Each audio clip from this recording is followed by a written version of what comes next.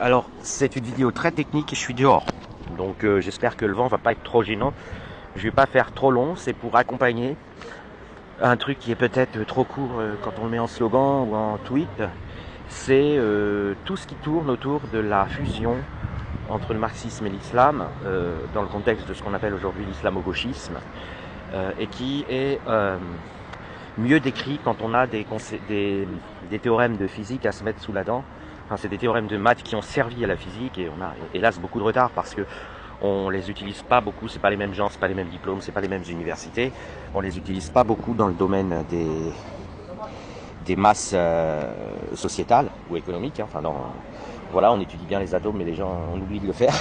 Merde, putain, je me suis lâché. Bon, c'est pas grave. Je vais rappeler rapidement des notions que vous pouvez facilement vous imaginer, voir, comprendre en physique. Quand vous avez deux compartiments, tout le reste du monde on l'oublie. Dans l'un, il y a un gaz chaud, dans l'autre, il y a un gaz froid. Vous pouvez penser à de l'air, hein, c'est très simple. Et ils sont séparés par une paroi. C'est ce qu'on appelle une situation d'entropie, allez, on va dire assez basse. Voilà, l'entropie est basse. Vous n'avez rien à faire pour la faire augmenter. Soit elle ne va pas bouger, soit si vous voulez récupérer un peu d'énergie issue de la différence de température entre le gaz chaud et le gaz froid, vous percez un trou dans la paroi qui sépare les deux gaz et vous aurez un vent chaud qui se dirigera vers le froid. Vous n'aurez pas l'inverse, hein, vous n'aurez pas un vent froid qui se dirigera vers le chaud. Vous aurez un vent chaud qui se dirigera vers le froid et vous pouvez ou pas, c'est pas une obligation, vous pouvez ou pas utiliser ce vent chaud pour faire tourner une petite dynamo et récupérer, stocker ou utiliser autrement l'énergie. Imaginez, il y a une petite chambre d'hôtel juste au-dessous du trou, ça permet d'avoir de l'énergie pour s'éclairer dans les chambres, etc. Voilà. Jusqu'à ce qu'il n'y ait plus de vent. À quel moment il n'y aura plus de vent? Quand les deux gaz seront à la même température. Le gaz chaud sera devenu tiède et le gaz froid sera devenu tiède. Okay, parce qu'avec le vent chaud, le transfert de l'énergie du gaz chaud vers le gaz froid se réchauffe et le gaz chaud se refroidit. Ce phénomène, il est général. Une fois qu'on le mathématise, ça s'appelle le deuxième principe de la thermodynamique. Alors ça, c'est pas un théorème de maths, le deuxième principe de la thermodynamique, mais il y a un théorème de maths qui l'accompagne et qui explique bien le phénomène. Découvert par Carnot au 19e siècle, en 1800 et quelques, et reformalisé par le pauvre, hélas, Boltzmann, qui a fait un gigantesque travail, même si Carnot était plus conceptuel au niveau du principe et plus simple. Boltzmann, il s'est retrouvé méprisé, il s'est suicidé, alors que c'est un des plus gros contributeurs à la physique théorique et pratique d'ailleurs, et il a laissé à la postérité la constante de Boltzmann, constante qui a la dimension d'une entropie. Alors, du coup, en plus, ça vous donne une définition correcte de la notion de température, qu'on appelle la température thermodynamique. Aujourd'hui, il n'y a plus que ça utilisé en physique, il n'y a pas d'autre température, qui est tout simplement l'énergie divisée par l'entropie. Oh là, il y a un monsieur qui... Non, ça va.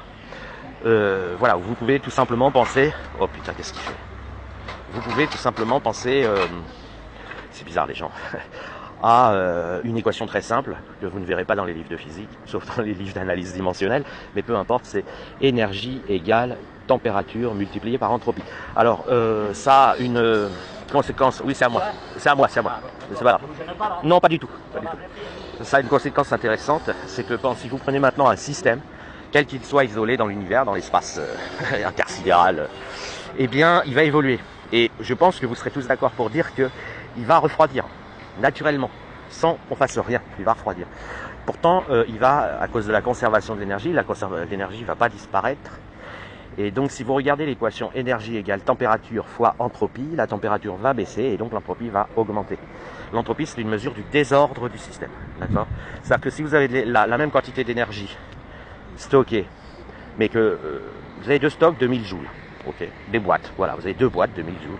Dans la première boîte, l'énergie stockée est à 1000 degrés, et dans la deuxième boîte, elle est à 20 degrés. Et bien, la plus utile, c'est celle qui est à 1000 degrés. Alors attendez, elle est plus ordonnée. Je sais, ça paraît bizarre, hein. On se dit putain, il y a de l'ordre dans le soleil alors qu'il est ultra brûlant. Bah ouais, la même énergie, si vous prenez toute l'énergie du soleil, mais que vous prenez un système qui a la même énergie que le soleil, mais qui est à 20 degrés, et ben il est moins utile, il est plus désordonné que le soleil qui est très chaud. Pourtant, on se dit, ah ouais, c'est dingue, le soleil, il est tout désordonné, ça se cogne dans tous les sens, les atomes, les électrons, ça fait des explosions. Bah ouais, c'est un préjugé populaire, ça. L'entropie du soleil est beaucoup plus basse que l'entropie de la même entité qui est à 20 degrés dans l'univers et qui a la même énergie que le soleil. Bref, tout ça pour dire que je tire sur ma clope en même temps. Tout ça pour dire qu'il y a eu un grand traumatisme dans la physique, parce que ça a été une mauvaise nouvelle. Avant qu'on découvre ça, on avait déjà, bon, la conservation de l'énergie, ça date. On l'avait déjà découvert. On avait déjà renoncé à faire des tours de magie pour créer de l'énergie à partir de rien. Ensuite, d'ailleurs, plus tard, Einstein a démontré à quel point l'énergie se conservait, et c'est en démontrant que la notion de masse n'a pas de sens primitif, c'est de l'énergie, en fait, tout simplement. Pour obtenir la masse de votre énergie, vous divisez par le carré de la vitesse de la lumière, et vous obtenez la masse de votre énergie. Il se trouve juste que dans la nature, il y a des trucs qui sont à l'état de petites billes d'énergie, et qui apparaissent, qui se manifestent en étant massives. Mais en fait, c'est de l'énergie. C'est juste de l'énergie sous forme de masse. Bon, passons. Ça, c'était après, de toute façon, c'était au début du XXe siècle. Avant Carnot, avant cette prise de conscience, les physiciens, ils étaient comme les communistes. Voilà, putain, je suis à 8 minutes et c'est seulement là que je commence. Ils étaient comme les communistes, c'est-à-dire qu'ils rêvaient de trouver des systèmes mécaniques savants, subtils, pour faire avancer les bateaux dans l'océan. Donc on a besoin d'énergie pour ça, faut faire tourner enfin vous voyez le truc qui fait avancer les bateaux, quoi, les hélices. Mais ils se disaient, au lieu d'aller chercher l'énergie ailleurs, on va la prendre dans la chaleur de l'eau, c'est-à-dire qu'on va faire refroidir l'eau autour du bateau. Donc toute cette énergie, on va la prendre à l'eau, on va la transformer en travail énergétique qui fait tourner les hélices et qui fait avancer le bateau. Et ce sera génial, on aura de l'énergie à volonté. C'est-à-dire que vous avez le bateau, il est sur une mer à 12 degrés, devant l'eau arrive à 12 degrés, et elle croise le bateau, et puis derrière elle est à 11 degrés, un peu à l'arrière du bateau, parce que le bateau a pris une partie de sa chaleur pour faire tourner ses hélices, pour avancer. C'était le rêve avant Carnot, avant Boltzmann. Au moment où les physiciens ont renoncé à ce rêve, c'est un peu comme si le communisme était définitivement mort et enterré en physique. Voilà, et ça s'est passé au 19e siècle, on va dire. Alors le parallèle paraît un peu farfelu, mais c'est pas grave, je suis un conte farfelu. Mais en fait, cette révolution conceptuelle n'a pas eu lieu dans la dispute économique et politique. Et du coup, ça fait, malgré la découverte de Carnot dans les années, on va dire 1850 à la louche, ça fait 150 ans qu'on se traîne des gens. Alors, sachez qu'en physique, ça existe encore. On reçoit les instituts de physique dans nos labos, ou de maths, on reçoit, je ne vais pas dire chaque jour, mais presque, des liens vers des sites internet de candidats, de gens qui veulent une médaille scientifique ou rentrer au CNRS ou ceci ou cela, des petits jeunes, des gens souvent isolés, qui nous envoient les plans d'une machine, soit un mouvement perpétuel de deuxième espèce, c'est-à-dire qui respecte la conservation de l'énergie, mais dont l'entropie baisse, donc ça n'existe pas, à cause de ce que je viens de dire, soit carrément des mouvements perpétuels de première espèce, c'est-à-dire qui créent de l'énergie à partir de rien. Et ça fait longtemps qu'on sait que ça ne peut pas exister, ce serait révolutionnaire. Maintenant, le communisme, lui, le problème, c'est qu'il n'a pas ça, il n'a pas été enterré avec les honneurs, une larme, comme ça a été en physique avec ce deuxième principe, et il continue de se proposer comme système alternatif au capitalisme, au libéralisme, et donc avec tous les dégâts qu'on sait. Mais au moins, il fait semblant. Enfin, il faisait semblant jusqu'aux années 2000. C'est-à-dire, on avait des marxistes sur Terre qui se battaient pour faire gagner le marxisme, enfin le communisme, pour appliquer le communisme en s'appuyant sur la théorie bidon marxiste. Voilà, on peut dire les choses comme ça, qui faisait exprès d'ignorer le second principe de la thermodynamique, c'est-à-dire qui, en gros, si je vous fais un schéma, voulait faire comme le projet des physiciens avec les bateaux qui prennent la chaleur de l'eau, qui voulait considérer les énergies ouvrières, qui faisait la somme scalaire, ce qu'on appelle scalaire, c'est-à-dire pas des vecteurs, la somme de la quantité numérique des énergies ouvrières, en disant regardez toute cette énergie, il est inadmissible qu'elle ne soit pas restituée complètement aux ouvriers. Ils doivent pouvoir vivre heureux et prospères de leur travail. Si c'est pas le cas, c'est parce qu'il y a des classes dominantes qui pompent à leur profit ces énergies ouvrières. En fait, l'erreur, c'est exactement la même que les physiciens, c'est qu'on n'additionne pas les énergies ouvrières, ou d'une manière générale, on n'additionne pas les énergies sociétales, si vous voulez, comme des nombres. Enfin, en fait, il se trouve qu'en physique, si, mais c'est un détail, c'est les quantités de mouvement dont je suis en train de parler, c'est pas les énergies, mais peu importe. C'est un vecteur, en fait. Ce sont des vecteurs qu'il faut additionner, parce que, par exemple, deux ouvriers qui se battent, ça donne beaucoup d'énergie, une grande explosion, ils s'entretuent, mais ça rapporte rien à personne, ni à eux. Et personne n'y est pour rien. Je sais pas, il y en a un qui a piqué la femme de l'autre, ils s'entretuent. Bon, voilà. De même, on met en positif au PIB tous les revenus en Occident, je prends un exemple occidental, tous les revenus des cabinets d'avocats, alors que c'est généralement souvent en pure perte. Un juge a perdu du temps, des avocats se sont enrichis, des gens se sont appauvris, le tout pour trancher une dispute, il n'y a pas eu de production.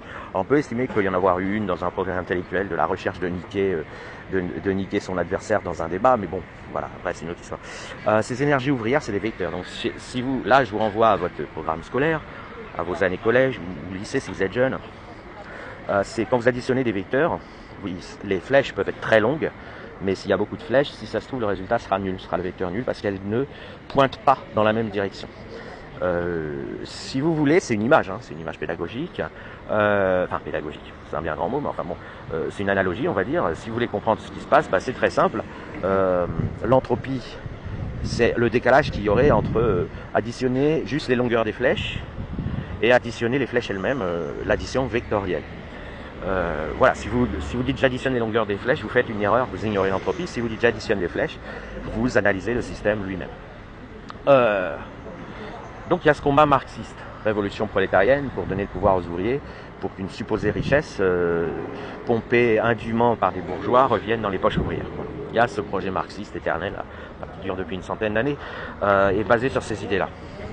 En l'an 2000, alors, il ne peut pas prouver ce qu'il dit, pour la bonne raison que c'est une théorie bidon, et, enfin c'est une théorie comme les physiciens avant Carnot, il ne peut pas prouver ce qu'il dit, alors, mais avant il se donnait la peine de faire semblant, c'est-à-dire qu'il y avait 20% de son énergie, de l'énergie de l'idéologie marxiste et des militants marxistes à travers le monde, qui, plutôt que de brûler des abribus, c'est une image, je simplifie, était assis à un bureau avec un papier et essayait de trouver des mesures à proposer pour mettre en place un système communiste, enfin, des mesures d'un système communiste une fois mis en place.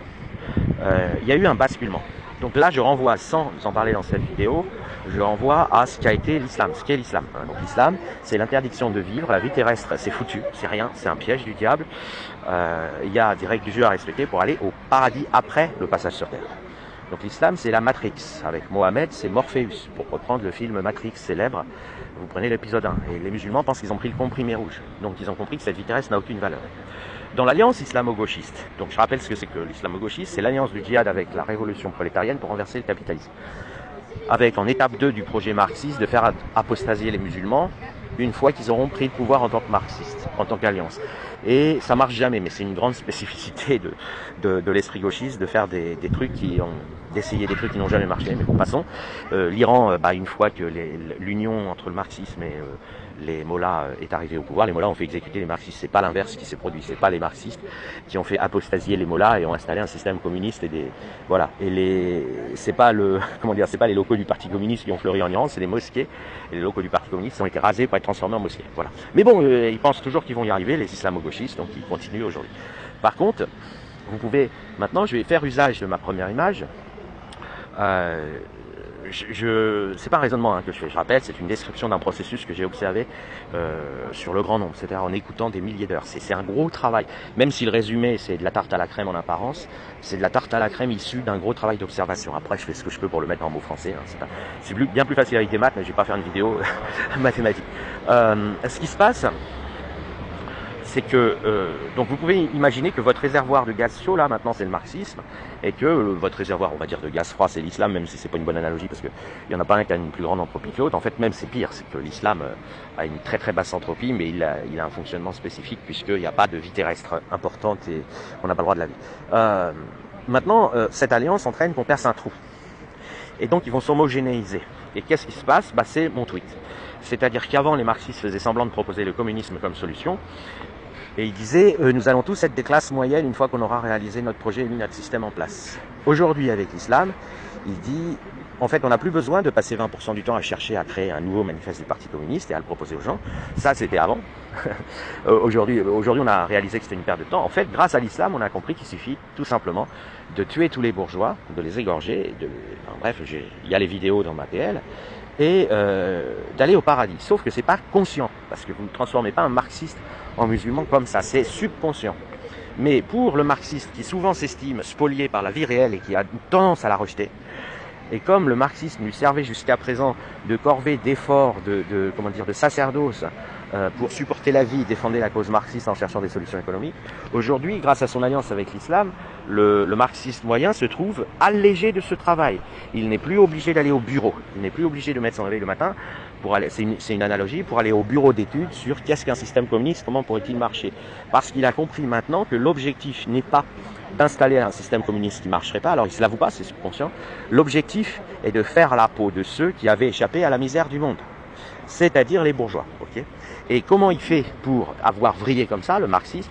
Eh bien, dans son alliance avec l'islamo-gauchisme, et c'est pas conscient, il dit, mais c'est pas grave, il y a le paradis après. C'est l'islam, c'est la composante islamique. Voilà comment l'islamo-gauchisme s'est a homogénéisé l'islam et le marxisme. Je parle de marxisme là, le gauchisme c'est un truc un peu plus général. Ça se rejoint, mais enfin bon, il y a des petites nuances.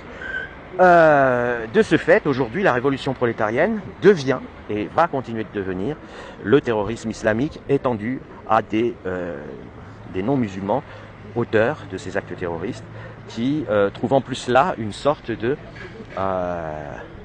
grande fiesta, si vous voulez, grande fiesta. Ils mettent plus leur réveil pour aller au bureau d'études de la construction de la théorie économique communiste. Maintenant, ils vont au magasin Farce et Attrape sur comment s'habiller pour faire le djihad et tuer les bourgeois, égorger les bourgeois, violer des juifs comme l'a fait le Hamas, etc. Et quelle tenue faudra-t-il ait à ce moment-là? Voilà. Aujourd'hui, l'islamo-marxiste, c'est-à-dire je ne parle pas d'un musulman. L'islam c'est carré, on sait ce que c'est. Je parle d'un islamo-marxiste, il a dérivé dans cette direction, il est parti dans cette direction. Et ça l'anesthésie de ses malheurs d'être pauvre. Parce que dans la vraie vie, il ne va pas au bureau pour... enfin, encore que, mais bon, il ne va pas au bureau pour construire la théorie communiste, mais il allait au bureau, ou en tout cas au travail, pour déplacer des caisses. Et là, maintenant, il se réalise complètement dans cette perspective d'un suicide collectif dont la finalité mortifère et triste a été retirée par l'islam, mais il n'en est pas conscient. Il part au paradis, alors il ne croit pas encore à l'islam consciemment. Enfin, il ne croit pas encore au paradis consciemment. Mais disons que ses cellules, ses neurones ont été en quelque sorte éblouis par cette perspective tout ceci n'a pas d'importance. Après la vie terrestre, il y a le paradis, c'est présent en filigrane. Voilà. Et donc aujourd'hui, l'islamo-gauchisme s'homogénéise en djihad suicidaire. Voilà. Alors qu'une grande partie de ces composantes occidentales ne vont pas être des musulmans. Mais simplement, ce n'est plus nous serons tous un jour des classes moyennes si nous triomphons, c'est nous serons tous pauvres, mais vous, bourgeois, avec nous. Et pour atteindre ça, il faut tout détruire. C'est parce que il y a un point qui est vrai chez Marx, c'est qu'en gros, ce qui dirige l'Occident, c'est plutôt des classes bourgeoises. Hein. C'est pas une décision, c'est juste que c'est des gens qui ont passé des diplômes de médecins, de ceci, de cela, d'ingénieurs, qui sont plus payés que les autres et qui, voilà, c'est eux qui font un peu tout au niveau technique. Le progrès technique, le progrès technologique, le développement, il est dû à des acteurs qui sont payés dans le système libéral, c'est-à-dire qui sont payés plus que des balayeurs. Voilà. Et donc, voilà. C'est une évolution qui est irréversible, comme le sont les phénomènes qui sont soumis au second principe de la thermodynamique. Et il y a des maths derrière qui justifient ça. Hein. Donc, c'est même pas la peine d'aller lutter contre, c'est très malheureux. Qu'est-ce que je voulais dire d'autre? Je vais m'arrêter là, mais voilà, c'est pour faire comprendre qu'il y a derrière ce phénomène quelque chose de solide qui va le rendre très très difficile à contrer. Je voulais dire d'autres trucs. Ah oui, je voulais dire d'autres trucs. Il y a aussi, et ça c'est une évidence, mais vous allez le voir de plus en plus s'affirmer, quand dans le contexte marxiste, l'ennemi c'est le bourgeois accusé de pas seulement diriger le monde, mais pomper l'énergie ouvrière à son profit. C'est-à-dire ne pas redonner aux ouvriers le fruit de leur travail, dans l'erreur que j'ai décrite précédemment. On n'est pas sûr, les bourgeois ne sont pas accusés de manière principale de diriger, ils sont accusés de spolier, de confisquer, de voler le travail ouvrier. Ok, il faut bien comprendre ça, parce que les bourgeois, dans le capitalisme, les bourgeois sont nombreux. C'est pas juste le chef du pays et quelques complices, c'est pas des dictatures. Le marxisme n'accuse pas le capitalisme d'être une dictature.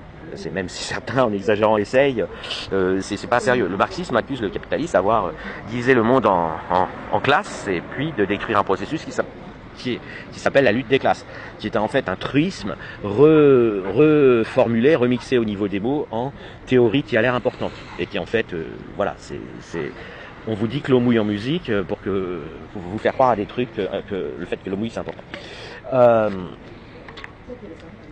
Mais ensuite, avec cette dérive islamo-gauchiste et cet oubli du projet économique du marxisme qui est « nous serons tous des classes moyennes, mais pour ça faisons la guerre aux bourgeois », le marxisme, là encore c'est subconscient, s'est déplacé vers une théorie qui n'est pas dite, qui est le bourgeois et le dirigeant, et non plus le bourgeois et le possédant. Ce qui pourrait constituer un progrès, parce que ça c'est vrai. Alors que le bourgeois et le possédant, ça ne veut pas dire grand-chose. Bon, c'est vrai qu'un médecin vit mieux qu'un vigile au Lidl, mais enfin dans les systèmes libéraux, le vigile au Lidl, il allait se faire griller des merguez au mois d'août en camping, et le médecin, il va au Kyriade ou au Club Med. Alors c'est vrai, il est plus heureux. C'est vrai que le Club Med, c'est mieux que le camping, mais enfin bon, après on peut discuter. On n'est pas sur des choses qui sont complètement délirantes, sur le plan matériel, hein, sur le plan du bonheur, je suis d'accord, mais sur le plan matériel. Par contre, bon, dire que le médecin, c'est lui qui décide, ben, dans le processus démocratique, il a pourtant pas plus de voix aux élections que l'ouvrier. Dans la mutation du marxisme vers les bourgeois dirigent, ce sont nos élites, ce sont les dirigeants. Premièrement, il attire vers lui les complotistes d'extrême droite un peu bizarres. Bon, c'est un dégât collatéral, mais enfin ça complique les choses. Mais surtout, il se rappelle qu'il est la version non pathologique du nazisme. Donc je rappelle ce que c'est que le nazisme, c'est la même chose que le marxisme, mais avec une armature postulante différente. Le marxisme prétend décrire des phénomènes naturels, le nazisme, enfin la théorie nazie, je ne parle pas forcément de ce qu'ont fait Hitler et Goebbels, mais la théorie nazie telle qu'elle a pris dans le peuple, hein, moi je m'intéresse aux masses, pas aux dirigeants, elle ne dit pas que les bourgeois émergent naturellement dans un processus de sélection naturelle. La théorie nazie a dit que ce sont les démons, il y a des démons sur Terre, en l'occurrence les juifs. Pourquoi elle dit ça? Parce que tout simplement le marché est déjà bien préparé, le terrain a déjà été bien cultivé par les religions, en l'occurrence par l'islam qui lui définit tout ça de manière brutale et par des sous-entendus christianistes. Donc du point de vue du nazisme, on a exactement les mêmes conclusions que du point de vue du marxisme, sauf qu'on remplace bourgeois par juif et on explique que ce sont des démons.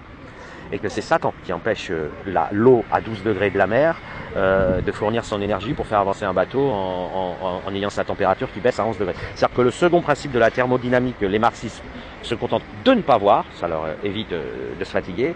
Le nazisme le voit et explique que c'est Satan et les juifs.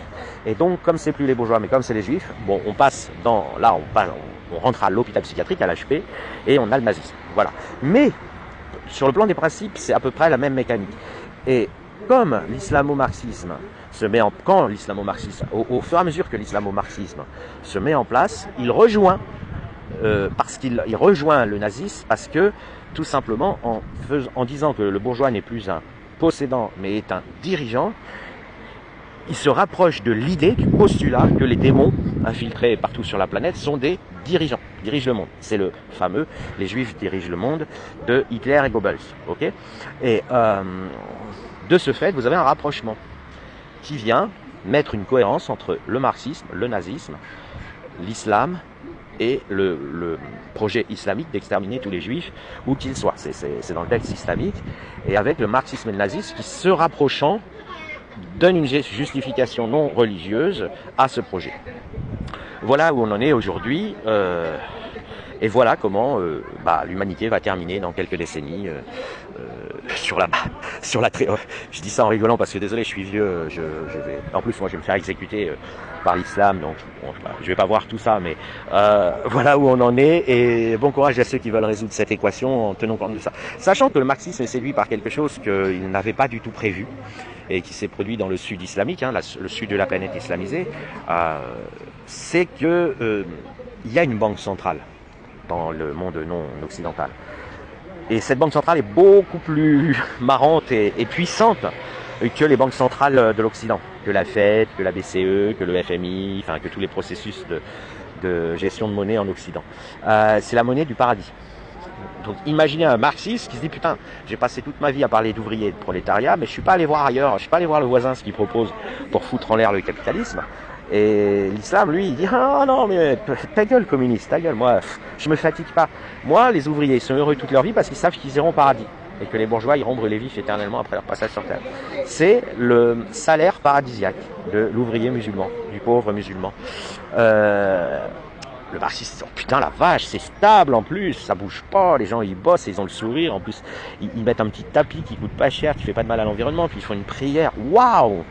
Voilà, vous avez des phénomènes comme ça, et c'est des phénomènes qui sont économiques. La promesse de paradis à tous les gens miséreux, permet de les faire se lever le matin, aller au travail, se coucher le soir, faire des enfants. Bon, au passage, ils violent leur femme, ils la tabassent, etc.